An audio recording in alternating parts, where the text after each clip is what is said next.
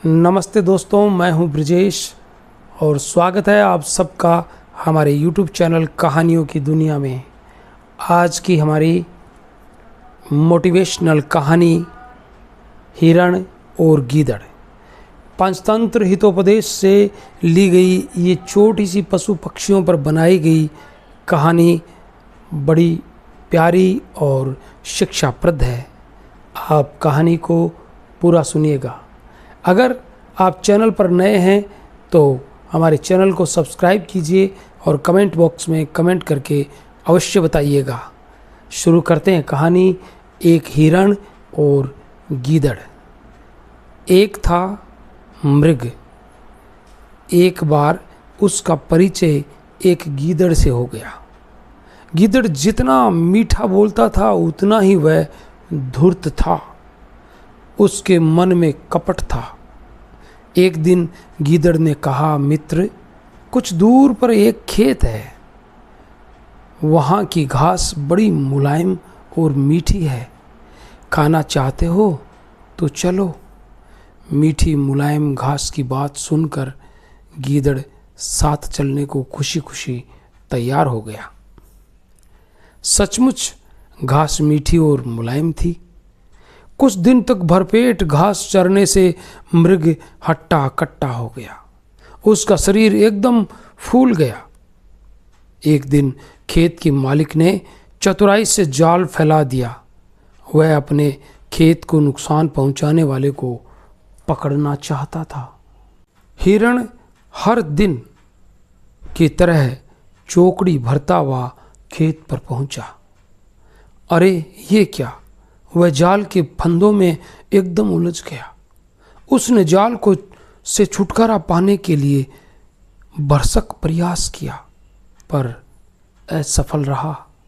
वह उलझता चला गया। उसकी सारी कोशिश बेकार हो गई। इधर गीदड़ ने मृग को जाल में फंसा देखा तो मन ही मन मुस्कुराया। आज मिलेगा इस मुटल्ले हिरण का मांस खाने को। हिरण का मांस खाए कितने महीने हो गए। सचमुच बड़ा मीठा होगा इस मृग का मांस। फंदों में उलझे मित्र ने गीदड़ को देखा और जोर से पुकारा, मित्र, मेरी मदद करो। अपने पैने दांतों से जाल को काटकर मुझे मुक्त कराओ। मुसीबत में दोस्त ही दोस्त के काम आता है। मित्र, ये तो आप ठीक कह रहे हो, पर मैं आज विवश हूँ। आज मेरा व्रत है।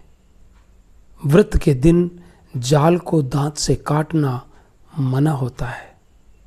गीदड़ ने कहा, कल तक चुपचाप बैठे रहो और कल ही मैं तुम्हें मुक्त कराने का प्रयत्न करूंगा।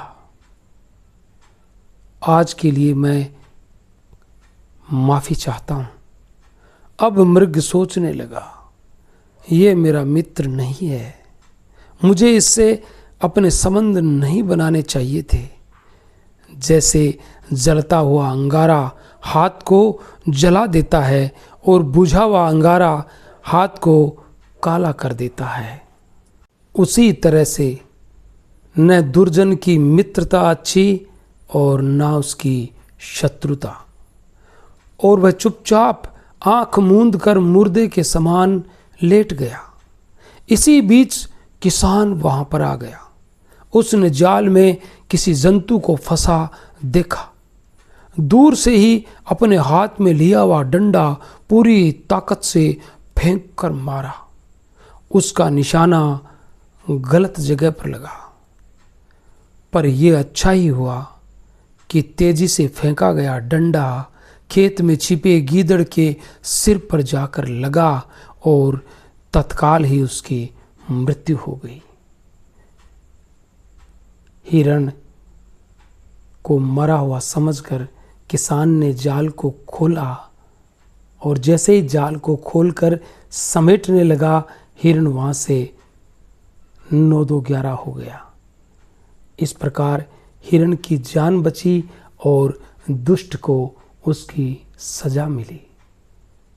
ये कहानी हमें सीख देती है कि मित्रता करने से पूर्व भली प्रकार से सोच समझ करके और परख करके ही हमें जीवन में मित्र बनाने चाहिए।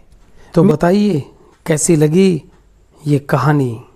अगर आपको कहानी पसंद आई तो चलते चलते हमारे चैनल को सब्सक्राइब अवश्य कीजिएगा।